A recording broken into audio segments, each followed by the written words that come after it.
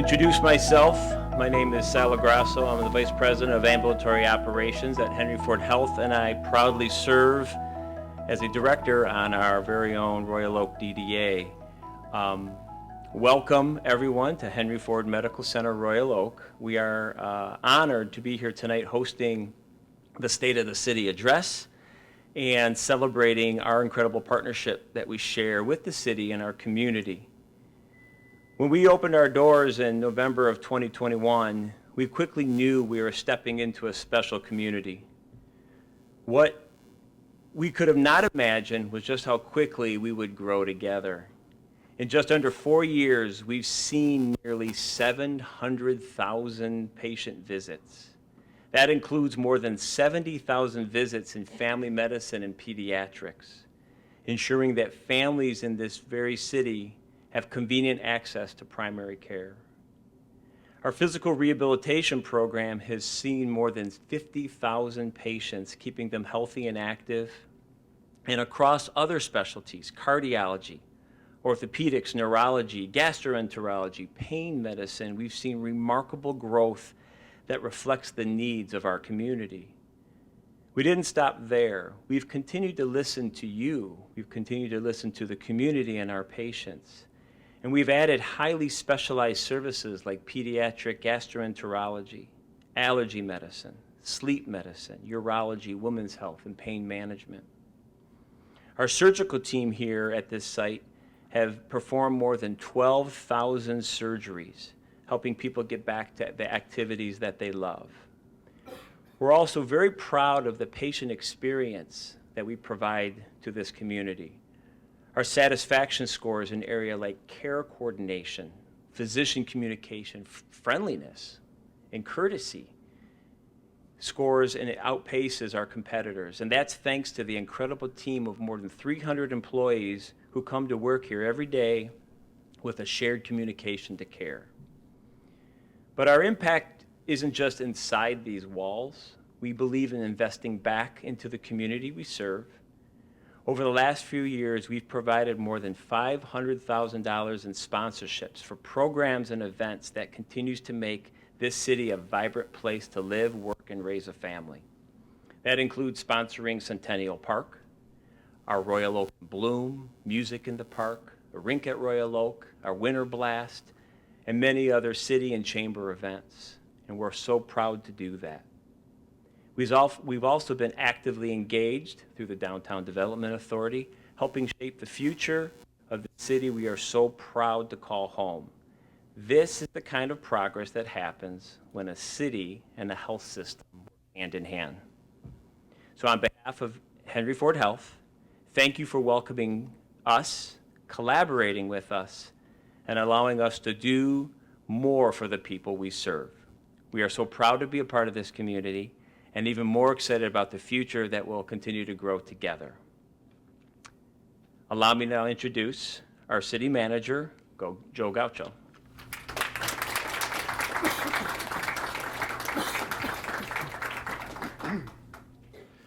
Thank you, Sal, and thank you, everyone. I'm really excited to be here tackling the introduction in my first State of the City address. This, in the mayor's first State of the City address. But this location, the Henry Ford location and the Centennial backdrop, and a visit to the farmer's market that I took the morning of my interview cemented how excited I was for this opportunity to serve.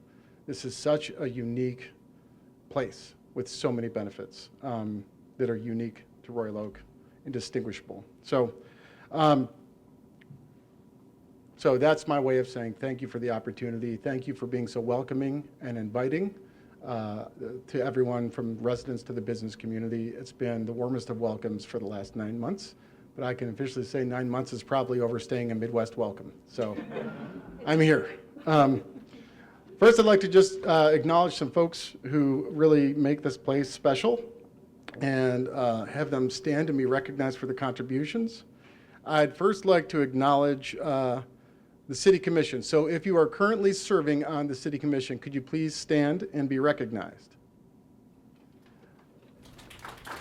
And if in the spillover section, do a Bernie's. Commissioner Amanda Herzog, Mayor Pro Tem Monica Hunt, Commissioner Brandon Colo are all with us this evening. I believe Commissioner Chisholm had a scheduling conflict, and I'd like to acknowledge Commissioner Macy and Commissioner Douglas, who also were unable to stay for the speech. So thank you for your service.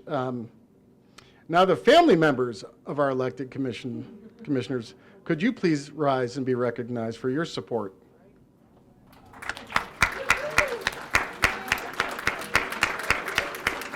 Kids count as family too.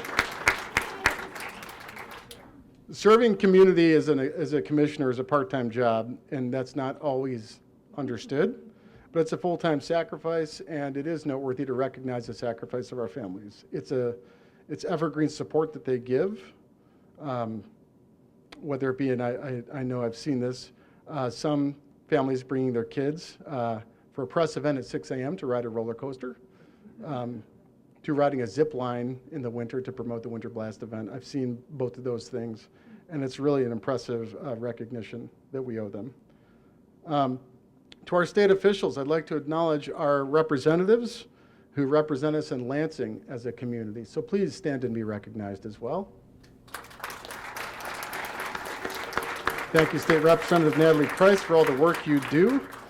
You also have family sacrifice and personal sacrifices. And on behalf of the community, you sacrifice your time in Lansing, and that means a lot because we don't have to be in Lansing. So thank you for that. To our county officials, please stand and be recognized. Commissioner Dave Woodward, Commissioner Penny Lubes, thank you for making the time and for all you do to advocate on behalf of Oakland County and our communities. Your partnership is so important, whether that be Arts, Beats, and Eats, supporting the Dream Cruise and all of our staff in coordinating those events, which is quite a robust coordinating event. The Oakland County Trust Fund contributions to support our development objectives, and billboards. Thank you for always having billboards in our downtown Oakland County. If you've served our local community as a past commissioner, please stand up so we can honor your legacy if you're able. Past commissioners, thank you for your service.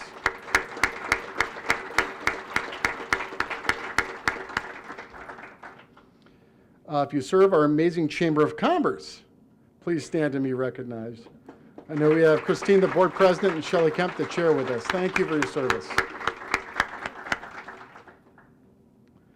If you've served on our Downtown Development Authority, we'd like to thank you for your service and take the opportunity to remind everyone that winter is coming, which means parking changes are coming. Happy New Year 2026. DDA members, please stand and be recognized.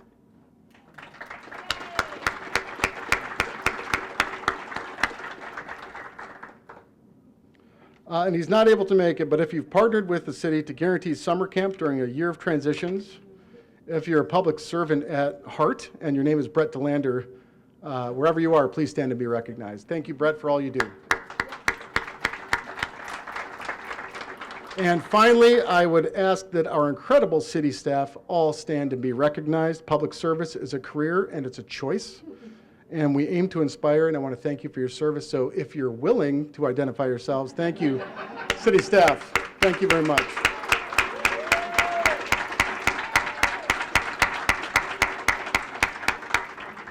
Finally, it's now time for me to punt it over to the mayor. The only city permit we need tonight is a license to inspire. Please join me in welcoming Mayor Mike Fournier. Good one. I love a good pun. Thanks everyone for being here tonight. Thank you for recognizing just about everybody who's made an important contribution to the community. I also saw Senator Chang is here as well in the back and want to recognize her as well for all the hard work she does for us in Lansing too. A big thanks to the folks that put on tonight's event. Thank you to Henry Ford Health Systems. Thanks, Sal. I know it's not easy to do things like this, and hosting us here is really greatly appreciated. Thank you, Kara. Thank you, Carol. Thank you, Jill, from our city manager's office. Chris, as well. And Hugo, Matt, and Kyle from DPW. A lot of the stuff has to be rolled out, set up, make sure everything's working. Of course, our PD and WROK, and so many others that help prepare for today's State of the City. It really takes an entire team to do this. It's an honor and privilege to serve as your mayor and provide tonight's State of the City address. I'm blessed to work with so many incredible people, past and present, that keep our city thriving. I could spend the entire evening thanking all the contributors to our success, but we don't have time, and former Commissioner DeBuck reminded me, keep on time. However, I do want to recognize the amazing people I get to serve with on the Royal Oak City Commission. They've already been introduced, but I just want to say what an incredible team. Each of you brings something special to the table, a diverse perspective, a unique perspective, professional expertise, and you deal with me, which is a pretty tough task in itself. And because of your efforts and because of what you bring to the table, we've done an incredible job over the years. Henry Ford opened this wonderful facility in November of 2021. And like we heard, has seen nearly 700,000 patient visits. They've boosted the community by providing over $500,000 in sponsorships to local organizations and events. Tonight, we're here to talk about our beloved city of Royal Oak. I'm closing in on 9 years as your mayor, and that gives me a unique perspective. It allows me to reflect on how the city was a decade ago, all that we've accomplished together since then, and what tomorrow will look like a decade from now. When I go about the process of assessing the state of our city for this talk tonight, it's natural to collect a bunch of facts and stats. These are essential pieces of information, and we use them to help measure our progress. But I want to emphasize, more than numbers and statistics, are the stories. For instance, I can tell you about the Reno residential fee waiver program we're launching, and how many dollars and cents it'll save people trying to make critical improvements to their homes. But what really strikes me is the 92-year-old gentleman we spoke with, a Royal Oak resident for 60 years. He wants to age in place in his home with his wife and needs a chair lift in order to do that. Thanks to our Reno, we'll be able to offer the necessary inspections and permits free of charge, which will help him get the equipment he needs to thrive in his home comfortably and safely. You see, the difference between transactional city services and transformational services are really explained in this story. And that's a theme we're going to explore tonight. Yes, I'm going to talk about the state of our city. I'll give you the numbers and show you which boxes we've checked and what our report card looks like. But more important, I'm going to tell you a story of our city, because Royal Oak is so much more than stats and program numbers. It's people, it's community. Let's start aptly with the space we're in here tonight, Henry Ford Medical Center. When I began my term as mayor in 2016, this was nothing more than a parking lot and a few functionally obsolete buildings and an idea. Now we have a modern family health care, over 150,000 patients seen annually through the medical center, incredible growth in cardiology, orthopedics, and neurology. The addition of new highly specialized care in areas of pediatric gastroenterology, allergy, sleep medicine, urology, women's health, and pain medicine. Outside of these doors, we have Centennial Commons, a vibrant community gathering space. It bridges the civic campus with the library, farmers market, health center, and our downtown. We imagined a community space, and now we have it. The Commons is filled on summer evenings with people playing cornhole, reading books, picnicking with their families. The area is transformed each winter, a place for thousands of people to ice skate and walk under the twinkle of lights. Transactional would have been simply maintaining these spaces as they were 10 years ago. But we have a transformational team that looks at Royal Oak and sees not only what it is today, but also what it has the potential of becoming. As fantastic as these spaces are, they would be worthless without a community to use them. A true community-oriented city is one that doesn't just build a commons or host concerts and ice skating. It welcomes a variety of different kinds of people to live, to work, and to use these spaces. It takes all walks of life to make a city a community. That's why, if you've been following our city commission meetings, you've heard a lot recently about how we're tackling the housing crisis. Too often, the conversation around affordable and attainable housing focuses on concepts rather than people. It boils down to whether or not we want a community that includes or excludes seniors on fixed incomes, our kids who work entry-level jobs, and hardworking people that we depend on every day. If any one of my 3 kids, or your kids, grandkids, nieces, nephews, decides to be a police officer, a letter carrier, or a teacher for that matter, and we can't find a place for them to live in the city that they grew up in, then shame on all of us. Let's call it what it is. Affordable housing is simply housing. And the people who live in affordable units are residents. And Royal Oak is a city that embraces all of our residents, regardless of how much they make, what stage of life they're in, or what they do for a living. Full stop. At a time when housing prices continue to rise, and nearly a third of all U.S. households are considered by the Department of Housing and Urban Development to be too cost-burdened, we have a duty and a responsibility to ensure that Royal Oak remains a city for a variety of ages, careers, and backgrounds. I'm proud to say that the city is stepping up to this goal with the approval of 2 downtown developments. Lockwood and Lincoln Place were approved by the Commission this year and slated for construction next year in 2026.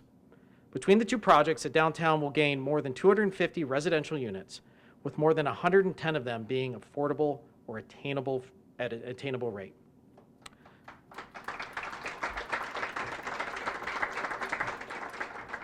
Both of these projects were supported by your City Commission and by the 2050 Master Land Use Plan.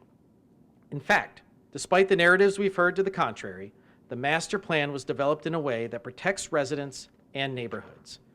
As older and more industrial businesses age out, the master plan helps us envision a future in which multi-unit housing may take their places in the right areas, adding people, fortifying neighborhoods, and creating walkability into and throughout our city.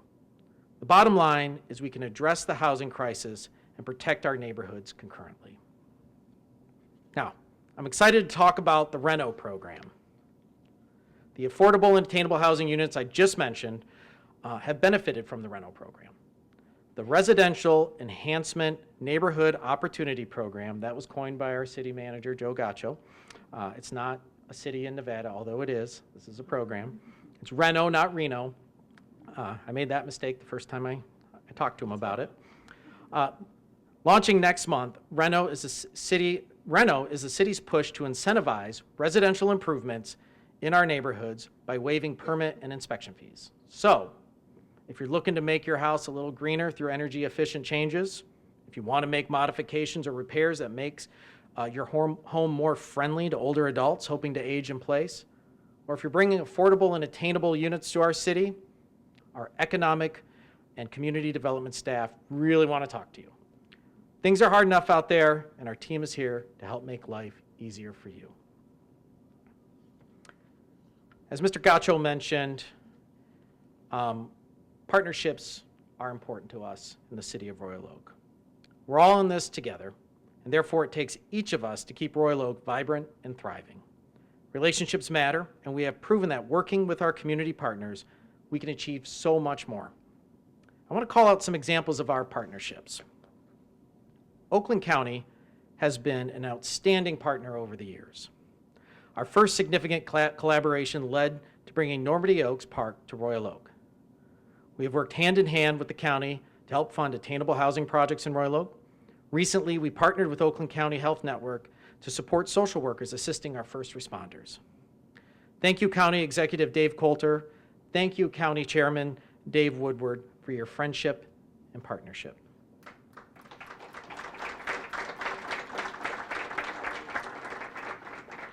State Representative Natalie Price has accompanied me to neighborhood meetings and continues to push hard in Lansing to get legislation passed to help us better address Woodward noise issues. This is something the city has tried to tackle. We've had a few setbacks from the courts, but we know we have a friend in Representative Price fielding calls, not just from me, but from residents, in order to make sure we get the right sort of optics on this important topic. Senators McMorrow and Chang, along with Representative McDonald, are always one call away and have helped push Royal Oak priorities and legislation through the Senate. They always have an open door for those they serve and the communities they represent.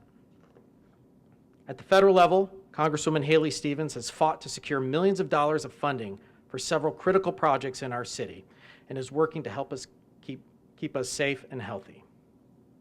One of the longest and most enduring partnerships is with the City of Royal Oak and the 44th District Court. Judge Meineke and Judge Kolakowski and their team have been outstanding partners and run one of the most respected courts in Michigan. Anyone who knows Judge Meineke or Judge Kay instantly feels their genuine concern and empathy for others. They're true guardians of justice.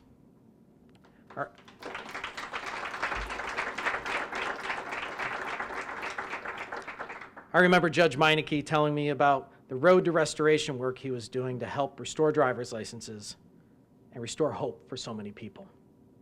This April, Royal Oak's 44th District Court partnered with the Michigan Department of State to host a driver's license clinic at the Salter Center. It's part of the state's Road to Restoration program, which provides free assistance to Michigan residents seeking to get their driving privileges restored. This transformational program sets our court apart from so many other courts. I wish I could talk about every single partner that's been part of our success we all enjoy, but we'll be here all night. And again, Commissioner DeBuck warned me that I need to keep to time. So let's transition and talk a little bit about infrastructure, our favorite topic. Transformation is coming to other areas of our fair city as well. I know there have been a lot of opinions about 11 Mile, Main Street, Rochester Road, and other road improvements. If Royal Oak were simply a transactional city, we'd probably just patch over the rough areas and move on. But part of what makes us transformational is our forward-thinking approach to projects like this. Through the leadership of our city engineer, Holly Donahue, we put together a comprehensive plan to get our damn roads fixed. Thanks to this planning, and thanks to you, the voters, for passing the road millage renewal in 2023. I'm happy to report so far this year, we've repaved 13.8 lane miles of major roads, 1.2 lane miles of local roads. That's a total of 15 lane miles on 13 North Main, Coolidge, Benjamin, and more.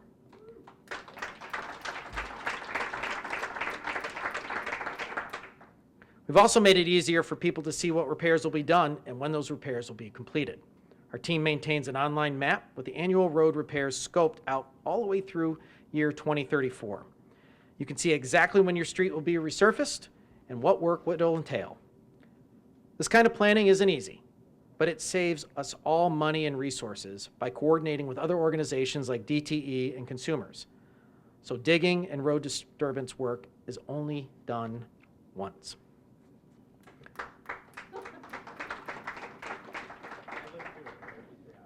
Keep those orange cones at bay as best we can. Furthermore, the city rolled out a sidewalk plan that eliminates individual property owners from paying for sidewalk repairs. This is one less assessment homeowners will need to worry about. We all use the sidewalks, let's all pay for the sidewalks.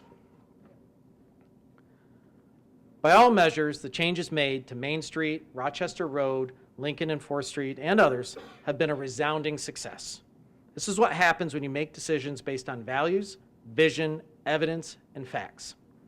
I know sometimes it's hard to wrap our heads around the idea that moving from 4 lanes to 3 lanes is actually going to improve traffic flow. It was really hard for me to do that too, but the evidence and science don't lie. Our 3-lane formats reduce traffic accidents. In fact, Rochester Road has seen a 17% reduction in traffic accidents. Our designs reduce the amount of stormwater that is at risk of flooding our basements. The pedestrian islands and crossings undoubtedly make the road crossing infinitely safer.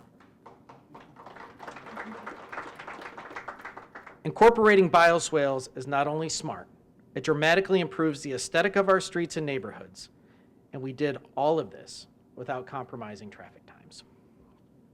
So, not everything's happening above ground. There are some things happening below ground. we see and experience our improved roads every day, but there's a lot of work happening under our roads as well. Our engineering department oversees an annual program to replace older segments of sewer lines with cured-in-place pipes, extending the life of sewer mains by up to 50 years. This process is 2 to 5 times less expensive than replacing the full sewer mains. What you just heard is we're using innovation, transformational technology that costs 2 to 5 times less and extends the life of our sewer lines for 50 years. So last week, the Commission and I approved an investment for the coming year, which will see 31 new sewer segments updated that will save us a ton of money and extend the life of our sewers. And let me give a shout out to the DPS team. A few guys are here tonight. They are keeping our infrastructure intact, keeping our parks in shape, fixing water mains, doing emergency repairs, plowing our streets, and so much more. They are the unsung heroes of Royal Oak and deserve a round of applause.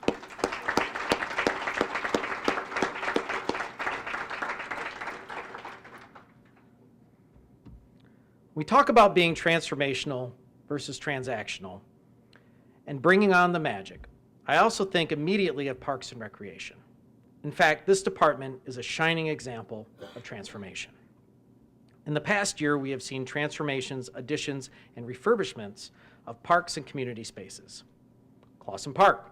The Royal Oak Sandlot League was with us to help at the groundbreaking, and we hope they'll be with us in early October to check out their new ball field at the ribbon cutting. At Lockman Park, another grand opening is planned for October. Lockman will feature updated play equipment, including a set of swings designed for children with disabilities. This was a direct result of an impassioned request from a local mom whose son has a rare condition that makes it impossible for him to use a regular swing set. The park will now have accessible bucket swings for children in need, a great example of community features designed by and for the community that we serve.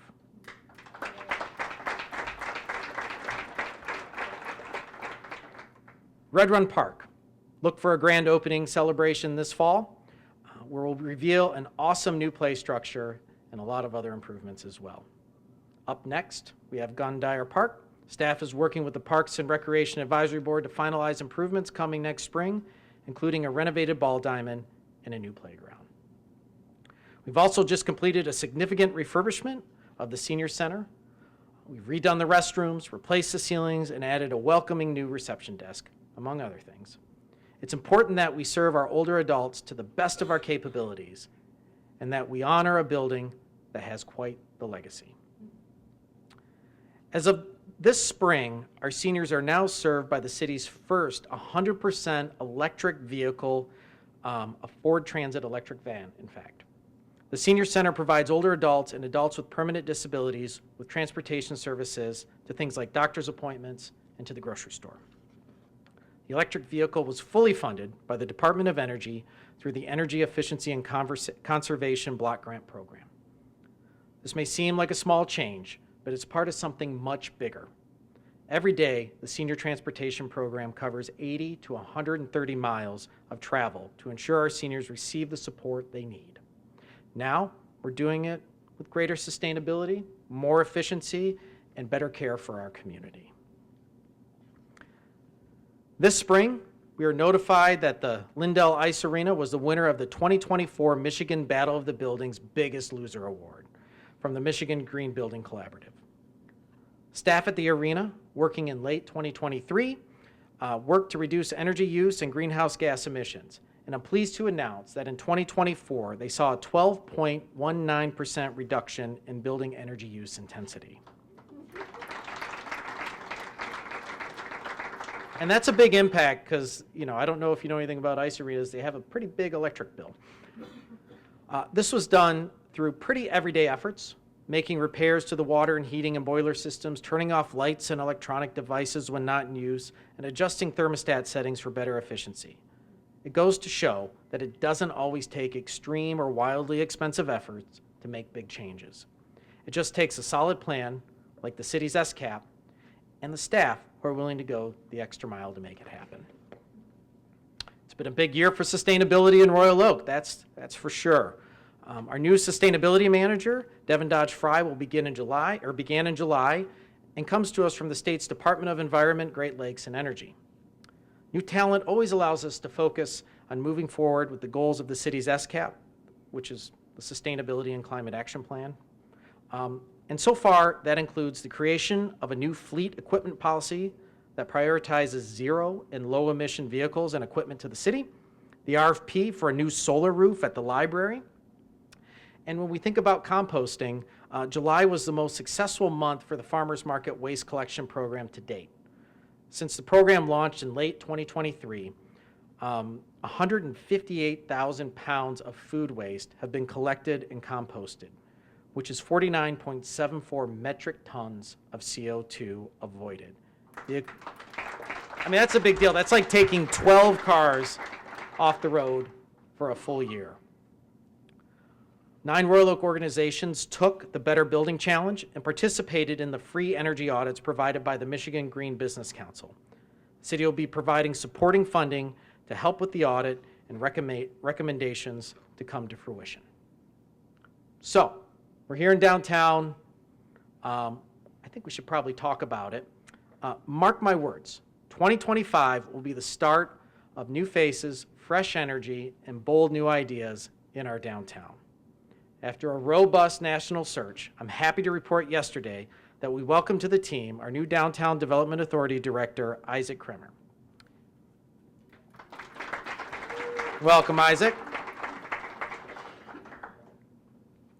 He comes to us from Princeton, New Jersey, where he served as the Executive Director of Experience Princeton.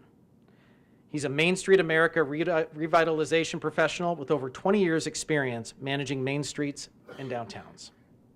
Soon we'll also have a new DDA manager. We're recruiting for that right now with the hopes of bringing someone on board by November.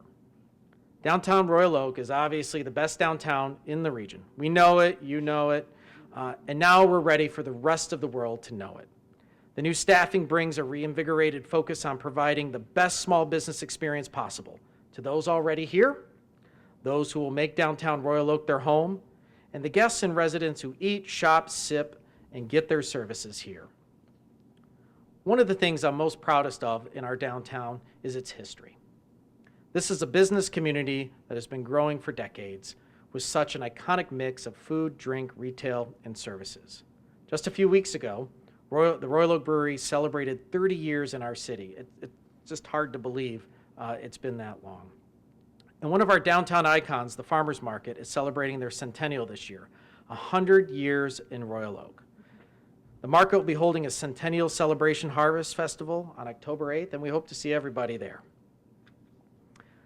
The importance of a community jewel like the Farmers Market really can't be understated.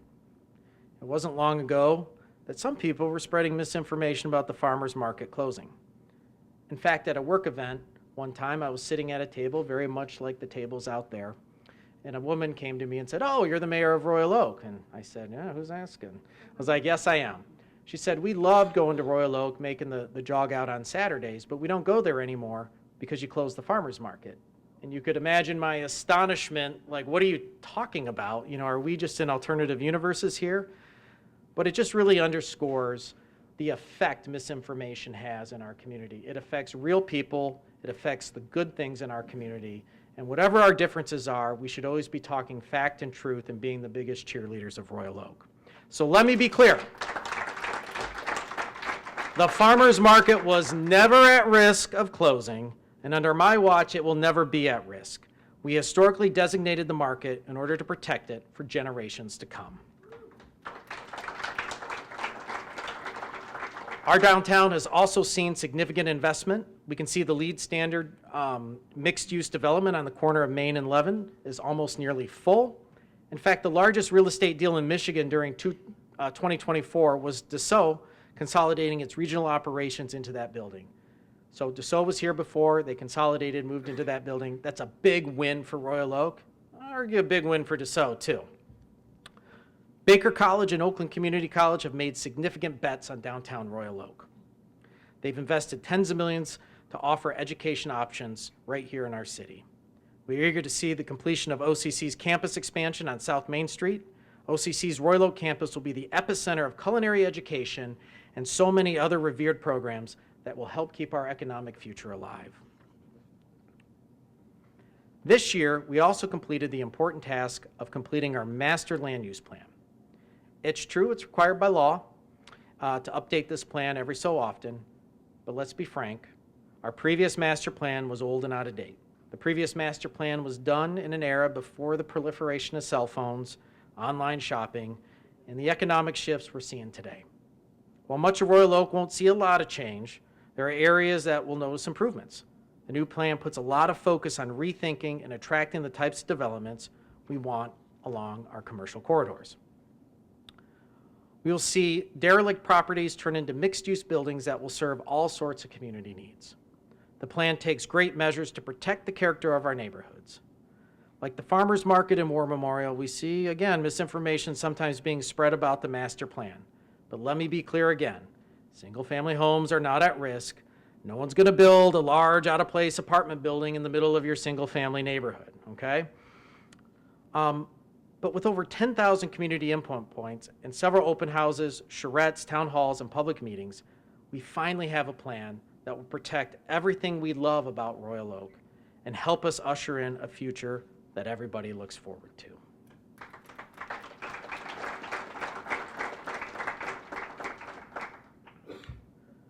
So one of the greatest points of pride in Royal Oak is our public safety. So we talked a lot about the people, places, and investments that have transformed our city into an incredible community that it is. So, like I said, now we're going to talk about why Royal Oak is one of the safest places to call home. So when we talk about our police department, they contribute a lot to this community. We had another safe and successful Arts Beats and Eats this year. 2025 was the 14th Arts Beats and Eats in Royal Oak, and without any major incidents. And this is not by chance, it's not a coincidence. The police department works with at least a dozen other agencies, including Oakland County Sheriff's Office, the Michigan State Police, Royal Oak Department of Public Services, and the Royal Oak Fire Department, planning months in advance to make sure that the more than 300,000 visitors in our city are able to enjoy the festival safely. An innovative partnership with Oakland County Health Network is allowing our police department to provide help to the community in a new way. The Co-Response Community Outreach, or CORE as it's known, is a program that launched last fall and brought licensed clinicians to Royal Oaks and 3 other cities' police departments, calling on them to respond to people experiencing mental health or substance use crises. In a report that we heard last month, one of our OCHN clinicians announced that they received and responded to 511 mental health referrals in the 10 months since the program launch. Policing is evolving, and so is our approach.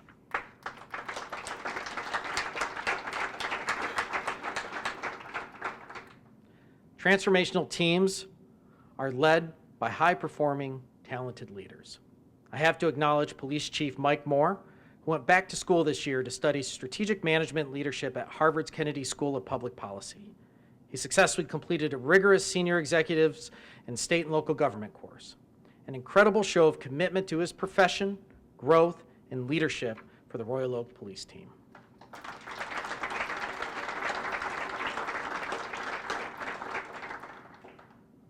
Our paramedics are held to rigorous standards to provide the highest quality of care. Each paramedic is required to complete 45 continuing education credits within a 3-year period. In addition, they must be recertified every 2 years in basic life support, advanced cardiac life support, and life support skills for pediatrics. These requirements, combined with ongoing department training, ensure that our providers remain highly skilled and current with best practices.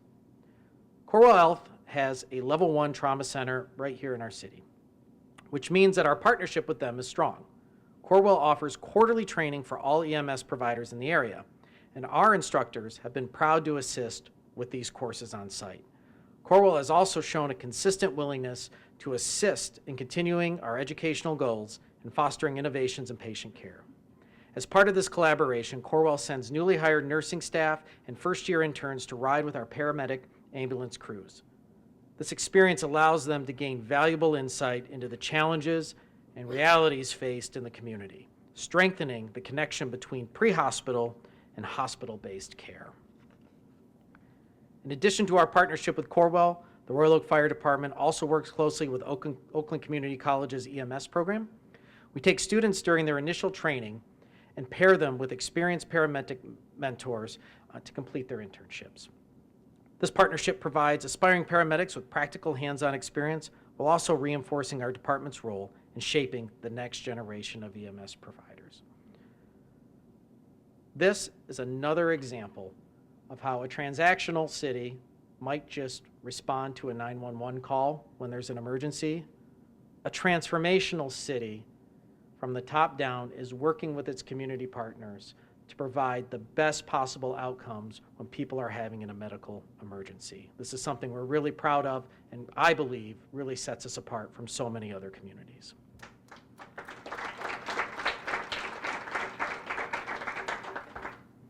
Cost of public safety is evolving. If we want to be the best, have transformational safety services, we need to invest accordingly by renewing the public safety millage that's up next year. So let's talk about everybody's favorite topic, the budget. All right, there's a lot going on in the world that we can't control. At the top of that list right now is increased prices in just about everything. Uncertainties about the housing market and how AI and automation will impact our jobs going forward. We know that you, our residents, are feeling these pressures. We feel them too at the city level. We can't control these unknowns, and sometimes we don't have the answers. But what we do have is a team focused on safeguarding our budget so that we have the financial tenacity to weather whatever storms are ahead.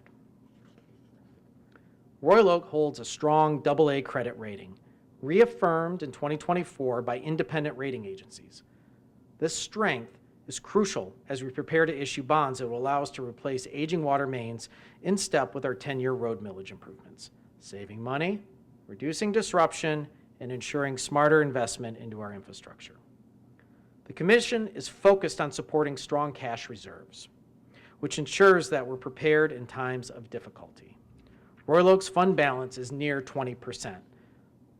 Since 2023, Royal Oak has earned over $5 million in grants and awards, spanning from park picnic tables to arboretums.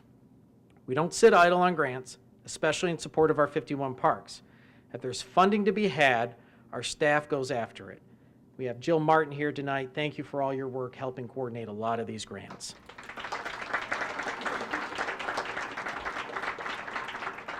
She could be one of the best ROIs we have in the city. Royal Oak's combined millage rate is 17.1, less than the median rate of all the communities in Oakland County. We're serving up the best bang for your buck around, I promise you that. Renewing millages are essential for services, grants and partnerships are what really allow us to be transformational. So tonight we focused in detail on several major topics, but the transformational nature of Royal Oak is prevalent in everything that we do. This year our library saw increases in checkouts, visitors, and program attendance. That didn't stop them from moving forward with a library vending machine located at Woodward Corners. I want to thank our library director, Sandy Irwin, and the board of directors at the library for your innovation and your fortitude to always do more. Thank you. Hands down, we have the best clerk around, Melanie Hallis. The leadership of Melanie Hallis, yeah, we tough job, really tough job these days. I don't know how she does it. She always has a smile. It's absolutely, I have to learn from her. I bow to you. Your attitude is always perfect for the tough job that you have. Our elections in Royal Oak are safer than ever. Our clerk's office has always been proactive and anticipates what voters need before it's asked. They secure our elections through great processes and state-of-the-art technology. And just one thing on elections, remember, this November 4th, there is an election in Royal Oak. Get out there and vote. Make it a habit.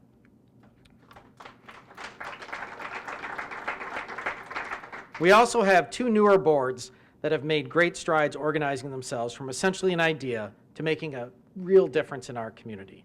The Royal Oak Civic Foundation and the Royal Oak Human Rights Commission are truly shifting into full gear, and we can't wait to see what they do next.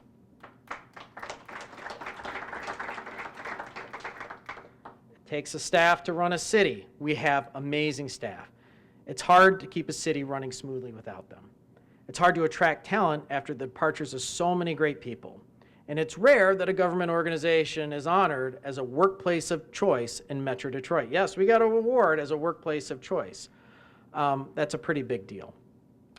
Since we're on the topic of people, it's my pleasure to welcome some of the game-changing leadership to our city. As was announced, Joseph Gaccio is our new city manager. We poached him from Ferndale.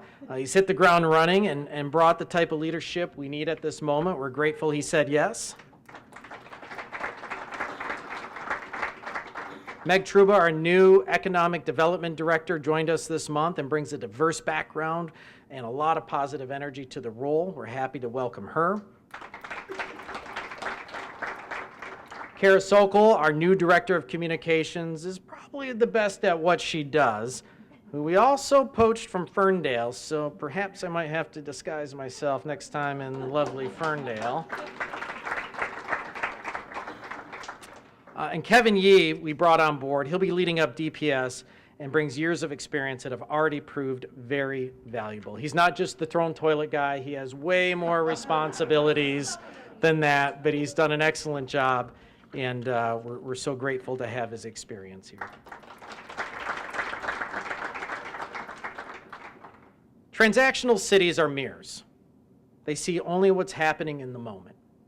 Royal Oak is a window, like we see in the atrium around us.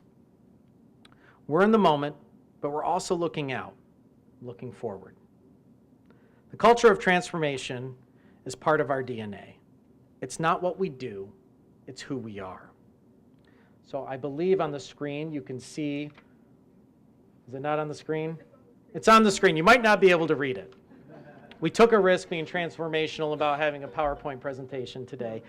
In all the major things that the city has to deliver, whether it's elections, our library, housing, you name it, we aim and strive to not just be basic, not just to be transactional, but to be transformational. We're going to print off a copy of this report card so everybody in the community can have it, and you can truly see what the hardworking women and men of the Royal Oak City are doing on your behalf, for your behalf. So,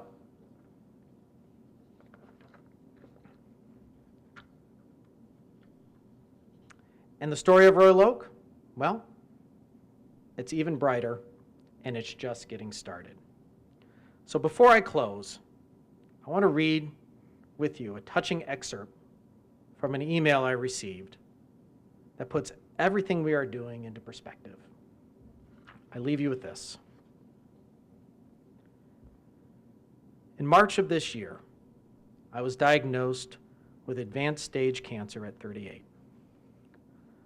Life has come to a screeching halt, including all work travel, which is usually about 50% of my year. The result has been a spring and summer of newfound time at home, a newfound appreciation of the beautiful place we live. My husband and I walked to town through our beautiful neighborhoods, across the amazing Centennial Commons, my favorite, joined a Pilates studio, visit the library, attended the Memorial Day parade, frequent the coffee shops, and our regulars at the Whittier Park pickleball courts. Royal Oak is so special, so well cared for, clean, safe, and friendly. What a privilege to call this place home. Please know there are so many people here who recognize and appreciate the work of you and your team. Thanks for helping to make my time at home one of healing and peace. Thank you for taking the time to hear about the state of our city. God bless the city of Royal Oak, and may our future be as bright as the love we share for each other. Thank you.